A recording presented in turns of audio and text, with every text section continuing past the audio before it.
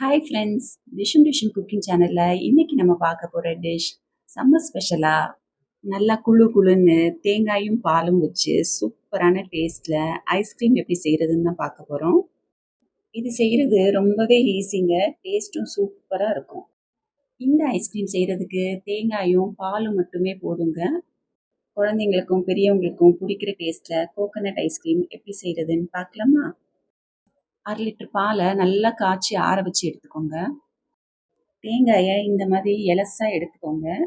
தேங்காயை உடைச்சி தேங்காய் தண்ணி எடுத்து வச்சுக்கோங்க. இந்த ஐஸ்கிரீமை நான் இப்போது அரை முடி தேங்காயில் தான் செய்ய போகிறேன். அரை முடி தேங்காய்க்கு 1/2 லிட்டர் பால் கரெக்டாக இருக்குங்க.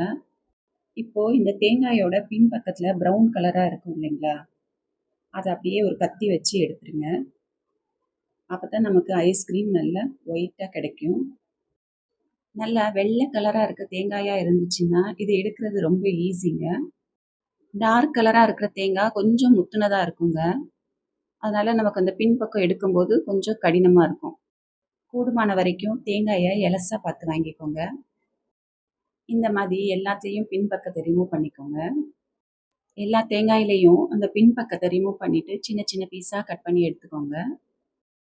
உங்ககிட்ட இந்த மாதிரி ஒரு மெஷரிங் கப் இல்லைன்னா சாதாரண கப் எது இருந்தாலும் அதை எடுத்துக்கோங்க. அதுலேயே நம்ம எல்லா பொருளையும் அளந்து எடுத்துக்கலாம்.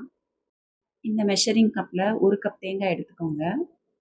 இதோட நம்ம தேங்காய் உடைக்கும் போது தேங்காய் தண்ணி வந்திருக்கும் இல்லையா, அதையும் சேர்த்து நல்லா அரைச்சி எடுத்துக்கலாம். தேங்காய் தண்ணி இல்லைன்னா நீங்கள் சாதாரண தண்ணி கூட யூஸ் பண்ணிக்கலாம்.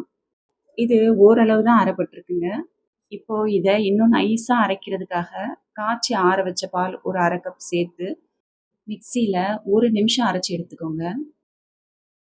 1 நிமிஷம் அரைச்சி எடுத்துகிட்டு வந்தாச்சுங்க. பாருங்கள், நல்லா நைஸாக அரைச்சி எடுத்துகிட்டு வந்தாச்சு. கையில் தொட்டால் இந்த மாதிரி சாஃப்டாக இருக்கணுங்க. இந்த அளவுக்கு அரைச்சி எடுத்துக்கணும். அப்போ தான் நமக்கு ஐஸ்கிரீம் நல்லா சாஃப்டாக கிடைக்கும். இப்போது ஒரு சின்ன கிண்ணத்தில் 1 டேபிள் ஸ்பூன் கார்ன்ஃப்ளவர் மாவு எடுத்துக்கோங்க. கார்ன்ஃப்ளவர் மாவுக்கு பதிலாக நீங்கள் அரிசி மாவையும் எடுத்துக்கலாம். இதோட 1/2 கப் காய்ச்சி ஆற வச்ச பாலையும் சேர்த்து நல்லா கட்டி இல்லாமல் மிக்ஸ் பண்ணி எடுத்துக்கோங்க. கார்ன்ஃப்ளவர் மாவு எப்பயுமே அடியில் ஒட்டிக்கும், அதனால் ஒரு ஸ்பூன் வச்சு நல்லா கலக்கி விட்டுக்கோங்க. அடுத்ததாக ஒரு பேனில் காய்ச்சி ஆற வச்ச பால் 1 கப் ஊற்றிக்கோங்க. இதோட 1/2 கப் சர்க்கரையும் சேர்த்து நல்லா கலந்து விட்டுக்கோங்க. இந்த பால் நல்லா பொங்கி வரட்டும். இப்போ பார்த்தீங்கன்னா, தேங்காய் அரைக்கிறதுக்கு நம்ம 1/2 கப் பால் எடுத்தோம். கார்ன்ஃப்ளவர் மாவு கலக்கிறதுக்கு 1/2 கப் பால். மிச்சம் இருக்கிற 1 கப் பாலை இப்போ பேனில் வந்து ஊற்றிருக்கோம். நமக்கு இப்போது 1/2 லிட்டர் பால் கரெக்டாக இருந்துச்சு. பால் நல்லா பொங்கி வந்துருச்சு. இப்போ கரைச்சி வச்ச கார்ன்ஃப்ளவர் மாவை இதோட சேர்த்து நல்லா கைவிடாமல் கலந்து விட்டுக்கோங்க. அடுப்பை மீடியம் ஃப்ளேமில் வச்சு நல்லா கைவிடாமல் கலந்து விட்டுக்கிட்டே இருங்க. கொஞ்ச நேரத்திலே இது நல்லா திக்காயிருங்க. நீங்கள் கார்ன்ஃப்ளவர் மாவுக்கு பதிலாக அரிசி மாவு கூட பயன்படுத்திக்கலாம். இப்போ இது நல்லா திக்காயிருச்சு. திக்கானதும் அடுப்பை ஆஃப் பண்ணிடுங்க. ஆஃப் பண்ணிவிட்டு கொஞ்சம் நேரம் ஆற வச்சுக்கலாம். ஆறுனதுக்கப்புறம் பார்த்தீங்கன்னா, இது இன்னுமே நல்லா கெட்டிப்பட்டு வந்திருக்கும். இப்போ இது சூடு ஆறிடுச்சுங்க. பாருங்கள், ஆறுனதுமே இன்னும் எவ்வளோ கெட்டியாயிருக்கு. நம்ம எடுத்த பால், தேங்காய் அளவுக்கு 1/2 கப்பு சர்க்கரை கரெக்டாக இருக்குங்க. உங்களுக்கு இன்னும் கொஞ்சம் சர்க்கரை தேவைப்படுற மாதிரி இருந்துச்சுன்னா, ஒரு 2 டேபிள் ஸ்பூன் வேணால் அதிகமாக சேர்த்துக்கோங்க. இப்போது நம்ம ஏற்கனவே அரைச்சி வச்ச தேங்காயோட சேர்த்து இதையும் நைஸாக அரைச்சிக்கலாங்க.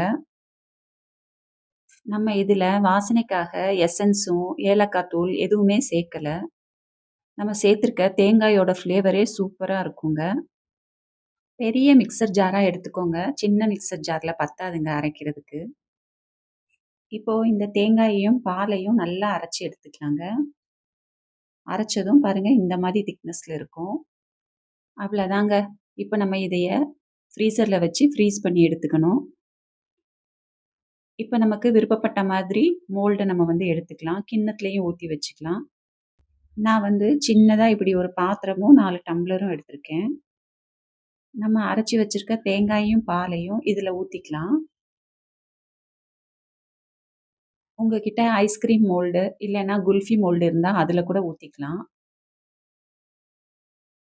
இப்போ நான் இந்த டம்ளரில் ஊற்றி குச்சி ஐஸ் மாதிரி பண்ண போகிறேன். இத அப்படியே ஒரு மூடி போட்டு கூட மூடி வச்சு ஃப்ரீஸ் பண்ணிக்கலாங்க.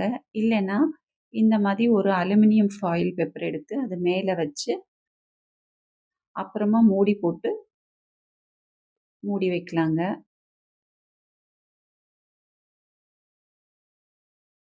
நம்ம குச்சி ஐஸ் மாரி பண்ண போறதுனால, டம்ளர் மேல ஃபாயில் பேப்பர போட்டு, ஒரு ரப்பர் பேண்ட் எடுத்து இப்படி போட்டு வச்சுக்கோங்க.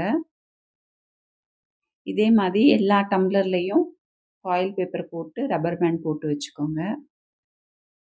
இப்போ இந்த டம்ளர் மேல லைட்டா கத்தி வச்சு கீறி விட்டுக்கோங்க. எல்லா சூப்பர் மார்க்கெட்லயுமே ஐஸ்கிரீம் ஸ்டிக் கிடைக்குங்க. ஒவ்வொரு பண்டில்லயுமே ஒரு 50 இல்லன்னா 100 ஸ்டிக் இருக்குங்க. இந்த மாரி நம்ம வாங்கி வச்சுக்கிட்டா, வீட்ல ஐஸ்கிரீம் செய்யும்போது அதை நம்ம யூஸ் பண்ணிக்கலாம். இந்த ஐஸ்கிரீம் ஸ்டிக்க ஒவ்வொன்னா எல்லா டம்ளருக்குள்ளேயும் வச்சுருங்க. இப்போ இத ஃப்ரீசர்ல ஒரு 10லருந்து 12 மணி நேரம் வரைக்கும் ஃப்ரீஸ் பண்ணி எடுத்துக்கலாம். இது ஃப்ரிட்ஜ்ல ஒரு 10 மணி நேரம் நல்லா ஃப்ரீஸ் ஆயிடுச்சுங்க. இப்ப இதை திறந்து பார்த்துரலாம். இந்த மூடிய எடுத்துட்டு ஃபாயில் பேப்பரையும் எடுத்துடலாங்க. நல்லா ஃப்ரீஸ் ஆயிருக்கு பாருங்க. நம்ம கையில இப்படி உருட்டுனாலே கையில இருக்க சூடுக்கே ஐஸ்கிரீம் கிண்ணத்துலேருந்து சுலபமா வெளியில வந்துரும்.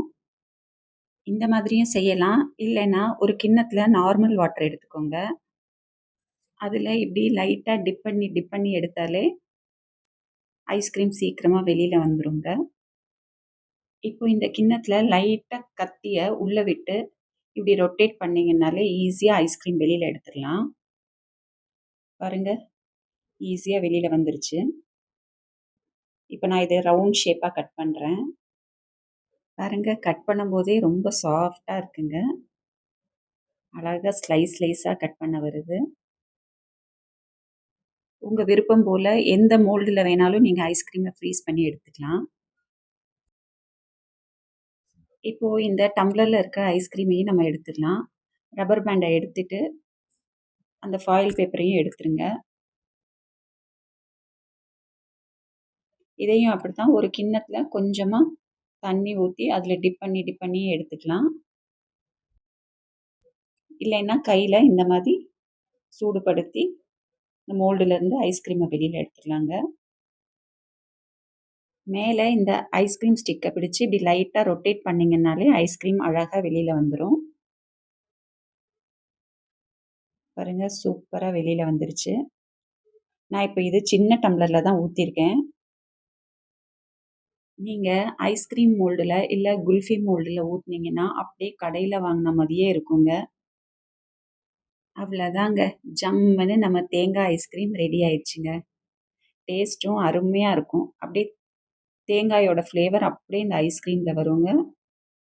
குழந்தைங்க ஐஸ்கிரீம் கேட்டாங்கன்னா, நல்ல குளு குளுன்னு டேஸ்ட்டா தேங்காயையும், பாலையும் வச்சு நீங்களும் இந்த மாரி செஞ்சு குடுங்க. இதோட டேஸ்ட்டு, ஃப்ளேவர் எல்லாம் உங்களுக்கு ரொம்ப புடிக்குங்க.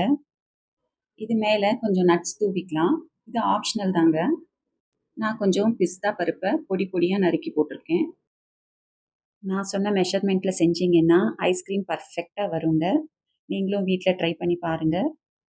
எப்படி இருந்துச்சுன்னு மறக்காம கமெண்ட் பண்ணுங்க. உங்களுக்கு இந்த வீடியோ புடிச்சிருந்துச்சுன்னா, உங்க நண்பர்களுக்கும் ஷேர் பண்ணுங்க. மறக்காம டிஷ்ஷும் டிஷ்ஷும் குக்கிங் சேனலுக்கு சப்ஸ்கிரைப் பண்ணுங்க. Thank you.